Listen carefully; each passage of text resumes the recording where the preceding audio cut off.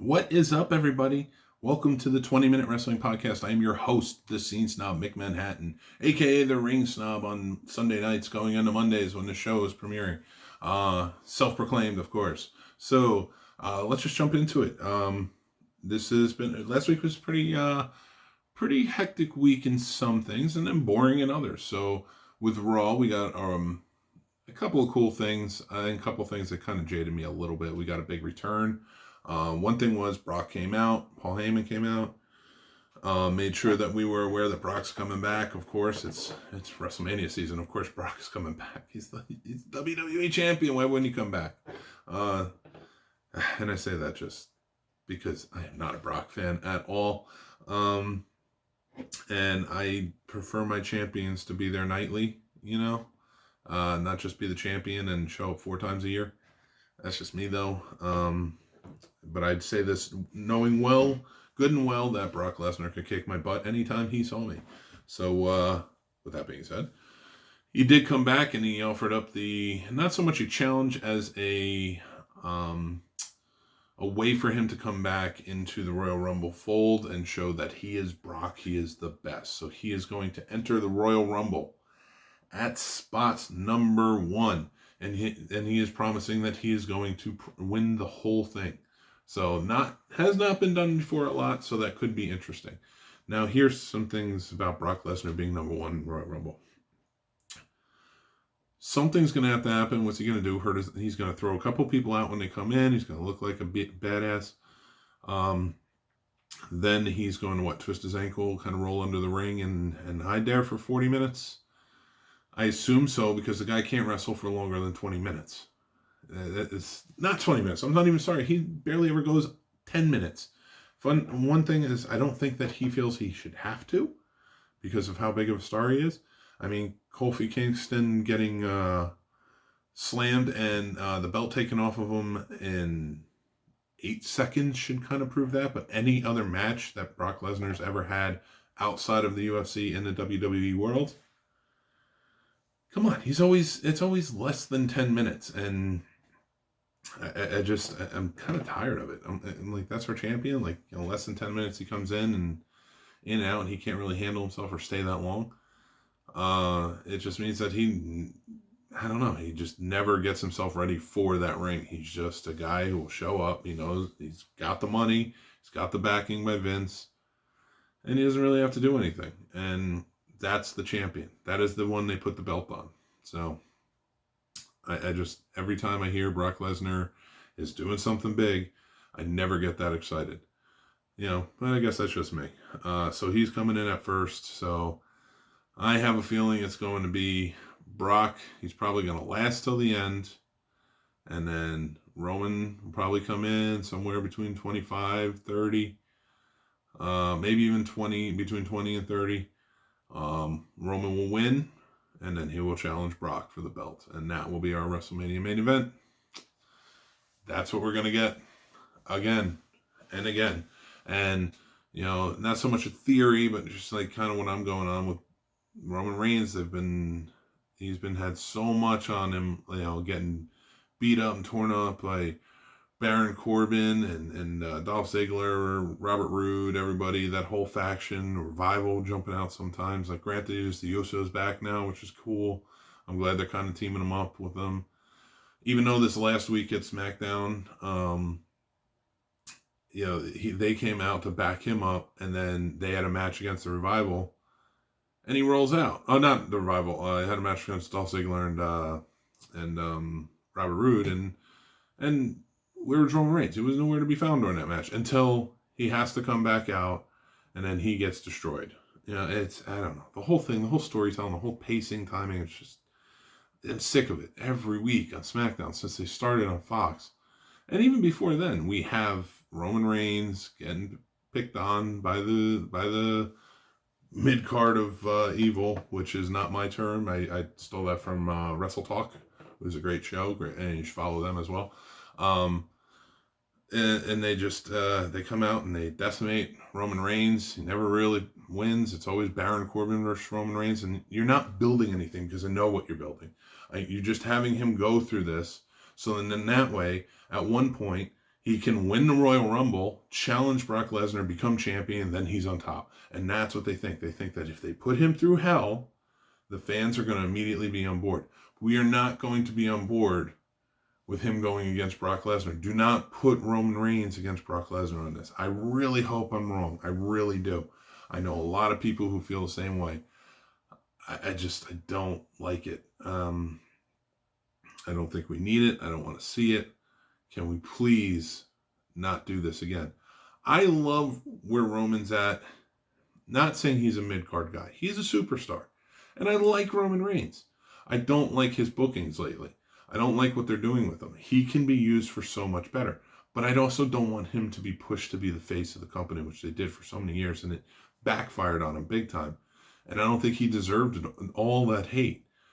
But he being pushed and allowing himself to be pushed and pushed and pushed, it was not helping. When Cena came out and wrestled him, when everybody came out and they pulled every card they could to try and get him to be the face of the company, the next face, and it didn't work. It didn't work. People hated him after he beat The Undertaker in what we thought was going to be a career-ending match for The Undertaker. And then, of course, he came back and fought John Cena the next year, and it was kind of a joke, and the whole thing. So just a throwaway to have The Undertaker there to put butts in seats and sell tickets and sell pay-per-view or sell the network and such. So it didn't work. But since Roman came back and he's healthy, like it seems like he has a new lease on life. Like he kind of had a different demeanor to him. We're glad to see him back. Everybody was refreshed because nobody wanted Roman to be sick. First of all, nobody wants Roman to be sick. And secondly, nobody wants him to be gone. He's a talent. I hate the Superman punch. Roman, if you hear this, I think you're a really talented guy. You're a great wrestler. I hate the Superman punch. Please drop it. You have a near perfect spear. Not even near perfect. Like it looks beautiful every time you do it. It's a great ending for you. It's a great finishing move. Just stick with that. Or adopt the jackhammer. And why not? Just keep going with it. Keep taking Goldberg. You can do him better. Go for it. And you last in the ring longer than he did. So I'm all for it.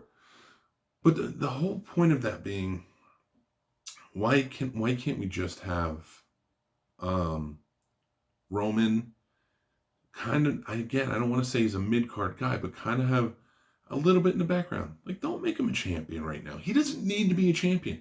Roman is a top guy without having to be a champion. Give him good storylines. Seriously. Piper was never the champion. Piper always had great storylines. Who else? There's tons of guys. Right now I'm drawing a blank because it's very late and I'm tired. And I have a lot to go over. And it's only a 20-minute podcast. But anyway, Roman, you can keep him back without having to hunt for the champion and be the face. He can become a face, I think, if they keep him not as a champion, get him away from Baron Corbin, put him in really good storylines, show his personality, stop giving him scripted promos, stop giving everybody scripted promos, except for maybe Seth Rollins, and let him go out there and just show who he is. Let him team up with the Usos every once in a while. Get him away from Baron Corbin, because I think having him up against Baron Corbin making that whole storyline, like, who's it a push for? Is it a push for Roman or is it a push for Baron? It seems like a push for Roman because you're getting all this heat on Baron for everything he's doing to him, and Roman is kind of the guy you're cheering for, which it should be. But nobody likes Baron Corbin, and I think they just need to revamp him again. I'm sorry. They tried with the winning King of the Ring. I wish he didn't win King of the Ring, but because I'm not a fan. But at the same time, I think it works. Be King Corbin. Be that, because you are pretentious. But you're also a joke. They made a joke of you. I'm not saying that the man is a joke. I'm saying they made a joke of him, especially when he went out that day and The Rock decimated him and Becky Lynch decimated him. You made him a joke. And now you're trying to make him a top heel, taking out Roman Reigns week after week after week, just to put Roman over, so then that way Roman will come back, be champion, and hopefully be the face of the company. I think Roman will become a top guy if he's not chasing the belt right now. Give the guy a year or two, to really get back into it, build himself up, give him a Rocky type storyline where he's got to go through all the motions again, belt by belt, do whatever he has to do, and then he's going to come out and he will be the face. He's eventually going to be the face of the company. Becky Lynch, I think, is doing a great job. She will continue to be a face, but I think as a male, he will step up and he will be the face of the company. But you have to stop with the Baron and you have to stop with the Brock. Like, if he's going to have matches at WrestleMania, set up better matches, set up better rivalries. The whole grudges that he has are just lame. And he doesn't deserve him. His character doesn't deserve him. So that's what I think. That's my rant for this whole thing. I don't care about Brock coming back. I know he'll put butts in seats, but then just have him be a guy who wrestles other legends or whatever else. Like, other guys coming back, like, not for the belt. Just be like Brock Lesnar versus whoever at this point. Just bring somebody back. Who cares? It's just too much. You're only getting a 2-minute match out of him anyway. And you set up Cain Velasquez, you sign him up for a contract, and then he's never heard from again after he gets beat at Crown Jewel. Really? Like, come on, set this dude up. Like set that up. Get that going. So, but this is all speculation anyway. We don't know anything until we get to Royal Rumble, because they do keep pretty good secrets when it comes to this stuff. Some rumors to spill out, I think either they want us to hear them, like the CM Punk, or they're going to happen like Edge. I think Edge is going to come back. I think Edge is going to make an appearance. I don't think he's going to make a full-time wrestling appearance, but I think at Royal Rumble he will come back, and I think we'll see him for a little while. I think that'll be a lot of fun, too. But anyway, I digress. Also on Raw, we had the Big Show come back, so definitely confirmation that he's probably going to be in the Royal Rumble. No, but it's good to see Big Show. It's always good to see Big Show pop back. He teamed up with Samoa Joe and Kevin Owens. They took on Seth Rollins and AOP. It's kind of whatever. It was a whatever episode. NXT was a pretty good episode this week. Nothing major for me anyway. I was just kind of like, all right. I mean, it's a good episode. But when you watch AEW, they demolished in the ratings again this week. And I think rightfully so. Now, a lot of people are catching, a lot of people are giving them a lot of flack and saying, like, some of the storylines are tired or things like that. And I disagree. I think the show is doing fantastic. I think they've been setting up perfectly. I think it's okay. If you don't like the Nightmare Collective, that's fine. But they are setting things up. They're setting things up the right way. It's not speeding through. Next week is their bash at the beach. Then they're going on the cruise. They have things going. This week we had some cool stuff. DDP showed up. DDP shows up against MJF, which was awesome. And MJF, of course, DDP. I think we're going to get DDP against MJF probably. If not Bash at the Beach, maybe at the cruise. That would be kind of cool. Just come back for a match. Quick one. I'd like to see him and Wardlow, MJF and Wardlow take him out, really beat him to shreds. And I would love to see it maybe get to a point where, he's always backed Cody, has always been in his corner. But because now Cody is being guided and coached by Arn Anderson, maybe he's like, no, step back. He had to take this. This is for him, blah, blah, blah. And then kind of creates a beef there. I think that would be a cool way to take the storyline. Again, that's all speculation. Nothing there. We did get a very cool end sequence, though, with the Inner Circle coming out. We're finally getting Jon Moxley's answer to whether he's going to join the Inner Circle or not. And he does. He unzips the jacket. He's got the T-shirt on, the Inner Circle T-shirt. He's celebrating, everything going everywhere.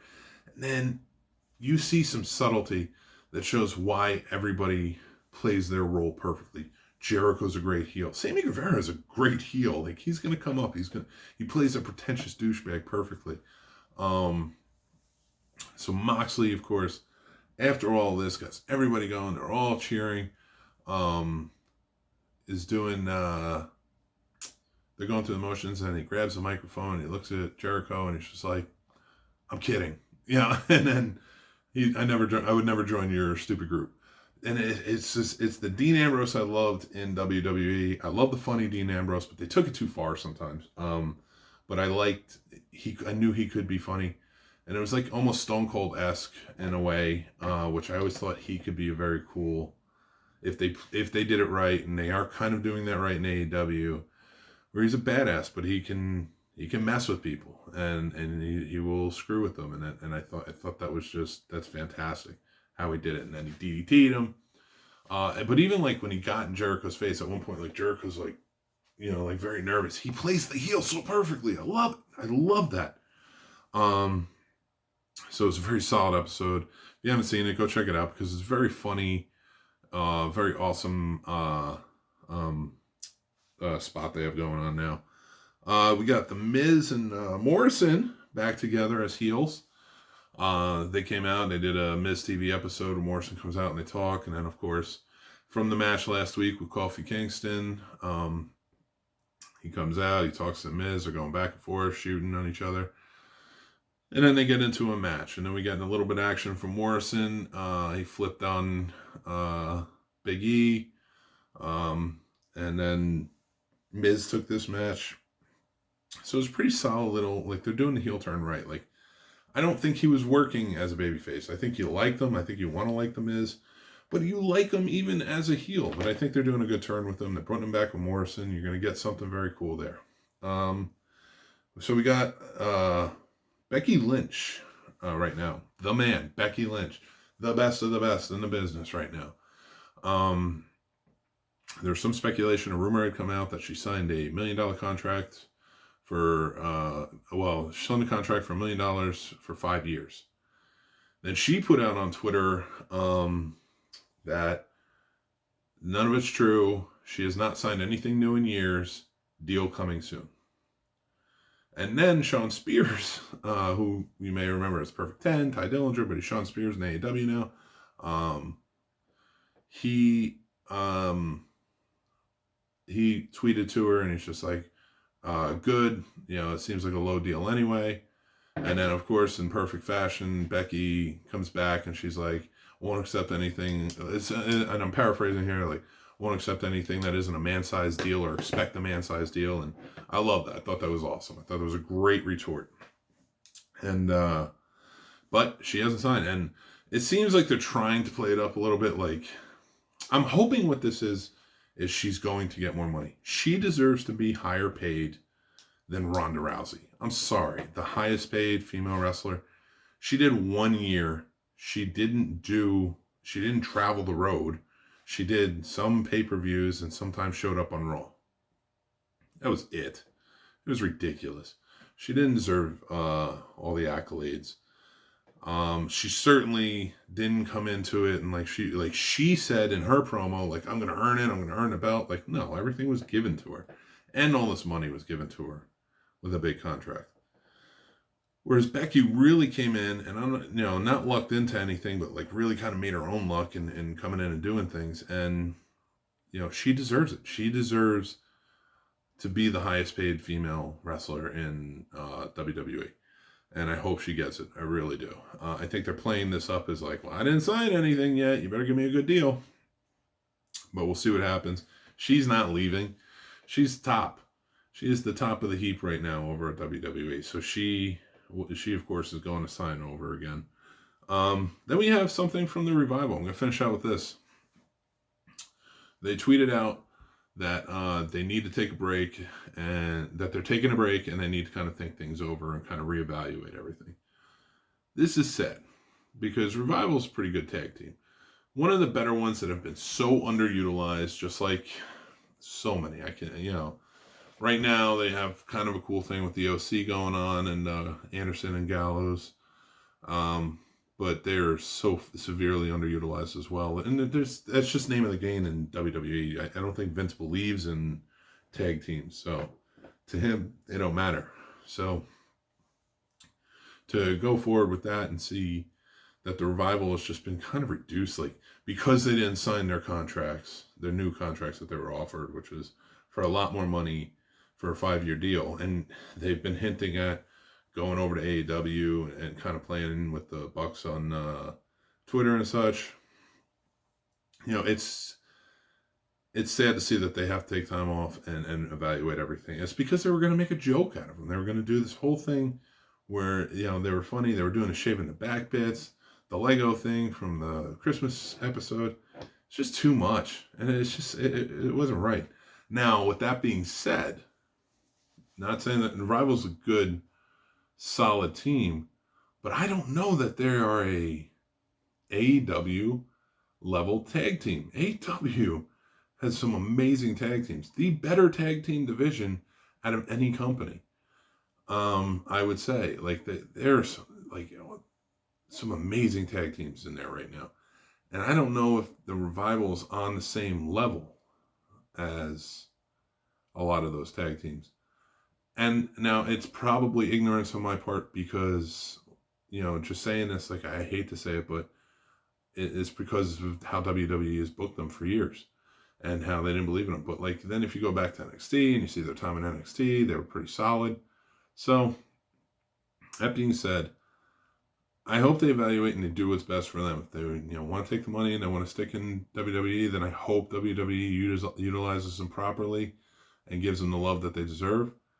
But at the same time, I don't really see it coming. So we'll see what happens. But with that being said, if not, I hope they go to AEW and I hope they succeed there too. I hope it all works out because I do like them. I like them as a tag team. But best of luck to you guys. And so that's basically the news I got. That was the most interesting stuff from the wrestling world, in my opinion, this week. But with that being said, that's the 20-Minute Wrestling Podcast. Make sure you like and subscribe and hit the notification button right here on YouTube. Follow us on Instagram at the Scene Snob on Instagram and Twitter. The Scene Snob page on Facebook. You can always comment anywhere. Message me or direct message me. You can tweet at me. Whatever. I see everything, so it'd be great to hear from you. Comment below, things like that. Check out the scenesnobs.com. That's kind of the hub where everything is together. We have other shows out there, the Scene Snobs podcast, Marriage Like That podcast. We have the Scene Snob reviews, videos, more video reviews coming out, a couple more podcasts coming out, working on a sports show, the whole nine. So please let us know what you think. Check it out. Love to hear from you. If you have any special requests for things to watch, maybe old pay-per-views, things like that, or stuff you want to hear talked about. We're going to have a panel for Royal Rumble. I'm going to try and get some people in here, talk about wrestling. So we're getting ready. That being said, look forward to hearing from you, and have a good night.